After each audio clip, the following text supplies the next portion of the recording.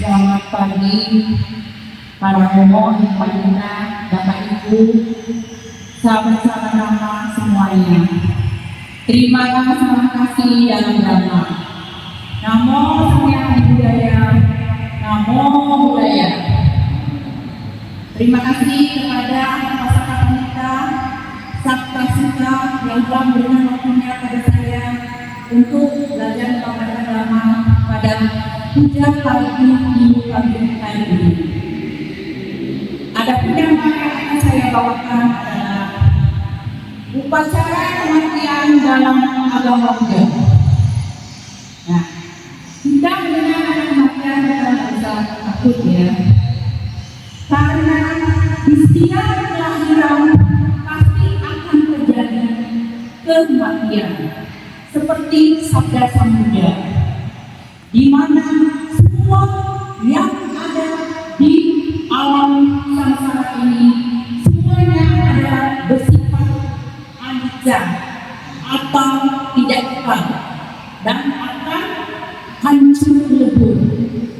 Nah, sebagai pemuda, marilah kita mempersiapkan apa-apa saja perlengkapan-perlengkapan yang akan diperlukan dalam upacara kematian. Perlengkapan yang pertama yaitu perlengkapan untuk memandikan jenazah, yaitu di mana harus disiapkan meja atau dipan untuk memandikan jenazah. 2. Air bunga-bungaan yang harum. 3. Yaitu handuk, sampo, sabun. Perlengkapan yang kedua yaitu perlengkapan atas pakaian. Pakaian disesuaikan untuk pria atau wanita, yaitu pakaian yang rapi, sopan dan bersih, dan juga kalau bisa pakaiannya yaitu berwarna putih, dasar putih, kain putih, seperti sabda Sang Buddha di Wijaya Sutta. Begitu pula dengan kaos kaki dan kaos tangan juga berwarna putih. 3. Perlengkapan untuk persiapan sembahyang, yaitu 1. Altar Buddha, 2. Altar untuk mendiang, di mana altar untuk mendiang disiapkan yaitu air bunga, air yang telah diberi bunga untuk pemberkahan mendiang, lilin putih 2, dupa wangi, vas bunga berisi bunga 2, dan juga tempat untuk menaruh dupa. Dan yang keempat yaitu perlengkapan untuk jenazah. Perlengkapan untuk jenazah yaitu 1. Peti mati, 2.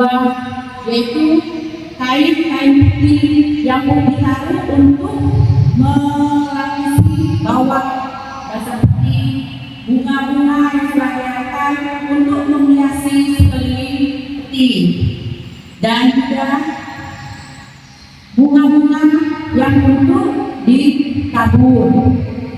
3. Bunga 3 tangkai dan garu rupa wangi yang diikat oleh benang merah, dan juga liang lahat jikalau dikebumikan. Nah, sekarang bagaimana cara untuk merawat jenazah? Mendiang yang telah meninggal, kalau di aliran Mahayana didiamkan selama 8 jam. Setelah itu kita membersihkan, memberi es balok di dalam, di bawah dipan yang ditaruh jenazah, atau di Sekujur badan mendiang kita taruh air minyak wangi supaya tujuannya agar badan mendiang tidak terasa kaku. Nah, setelah itu kita taruh di atas dipan atau meja untuk dimandikan. Sebelum dimandikan, kita membaca Parita, Wandana, Kisarana, dan Kasih Kalagata. Setelah bersih dimandikan, mendiang dilap dengan bersih dan dipakaikan pakaian yang rapi, bersih, sopan, dan pasang kaos kaki, kaos tangan berwarna putih, dan tangan mendiang terletak di dada, tangan kiri di dalam, tangan kanan di depan, dan di tangan diberi bunga yang tidak tangkai dan dupa yang diikat oleh benang merah. Setelah itu mendiang dimasukkan ke dalam peti. Waktu di dalam peti sesudah rapi, kemudian selaku pemuda yang memimpin upacara kematian bisa pandita. Nah, setelah itu dibacakanlah Parita, Wandana, Kisarana, Budang Santi, Dhamma Santi, dan Sangga Santi. Terus dibaca lagi Pasu Kulagata. Waktu pembacaan Parita Pasu Kulagata, pandita atau pemimpin pujawati buka berbicara, saudara-saudari kami sedama, marilah kita memanjatkan cinta kasih, welas kasih sayang kepada mendiang. Mendiang di sini nama mendiang disebutkan. Siapa nama mendiang? Semoga mendiang terlahir di alam bahagia dan selalu dalam lindungan sang Hyang, sehingga bisa mencapai realisasi nibbana. Setelah itu pemimpin pujawati atau pandita memercikkan air berkah Parita kepada mendiang di peti mendiang. Setelah selesai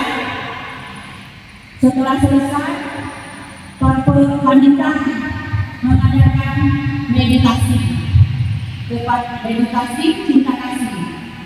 Setelah selesai meditasi, pandita mengucapkan sabe sata bawantu tata. Semoga semua makhluk hidup berbahagia. Setelah itu, pandita mengakhiri dengan Parita Ekawata, di mana di Parita Ekawata ciri satu adalah nama mendiang sebanyak 3 kali. Sesudah itu ditutup dengan rapat, kemudian dilapisi dengan kain berenda berwarna putih, kuning, atau coklat kalau ada. Setelah itu puja bakti selesai. Nah, pada waktu akan diberangkatkan ke pemakaman juga dibacakan Parita, Wandana, Kisarana, Budang Santi, Sanggana Santi, Tiro Sita, Wijaya Sita, Pasu Kalagata, dan diakhiri dengan Metawata. Pada waktu penyusunan jenazah ini dibawa ke pemakaman jika diperlukan atau dikremasi, yaitu bagian kaki mendiang ke arah depan dan kepala ke arah belakang.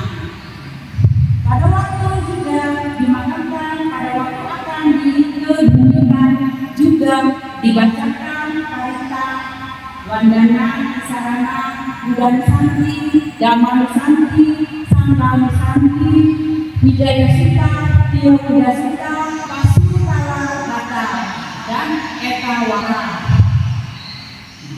Setelah itu selesai dan itulah cara upacara kematian di dalam agama Buddha.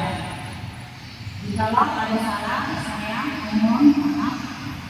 Kita sebagai umat Buddha, kita tidak harus takut dengan kematian, karena sudah hukum alam bahwa di mana ada kelahiran pasti akan ada kematian.